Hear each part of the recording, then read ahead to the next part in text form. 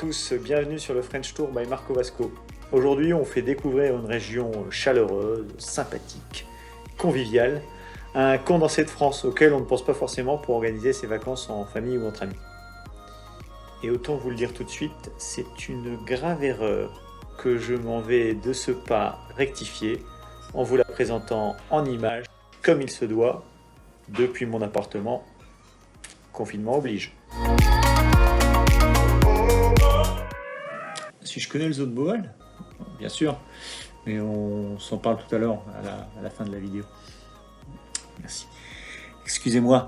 Ce petit coin de paradis qui me tient particulièrement à cœur et dont je vous révélerai le nom à la fin de la vidéo. Je sais, le suspense est déjà insoutenable. Ce petit coin de paradis, disais-je, ravira d'abord les passionnés d'histoire. Du Moyen-Âge aux deux guerres mondiales, le sort de la France s'est joué à plusieurs reprises dans cette région et le conseil régional a souhaité faire son devoir de mémoire en investissant dans deux grands centres historiques. Un centre médiéval tout beau tout neuf où les chevaliers en armure côtoient le digital et un mémorial dédié aux soldats canadiens décédés pendant la Première Guerre mondiale. Plus peinture ? Oui, à 20 km du mémorial, les amateurs d'art et de culture trouveront leur bonheur dans l'un des plus grands musées de France, situé sur un parc de plus de 20 hectares. Les habitants de la région, un petit peu chauvins, disent d'ailleurs que ce musée n'a rien à envier au musée du Louvre. Si c'est jour de match et que vous aimez le foot, je vous invite à prendre vos billets et à vivre l'expérience du stade local. L'ambiance y est incroyable, digne des plus grands stades anglais ou sud-américains. Qu'à cela ne tienne, maintenant si vous êtes plus vin et fromages locaux que bière frite, la région produit à 30 km au nord un excellent chardonnay, dégustable sur place, au pied des vignes, dans un cadre surprenant.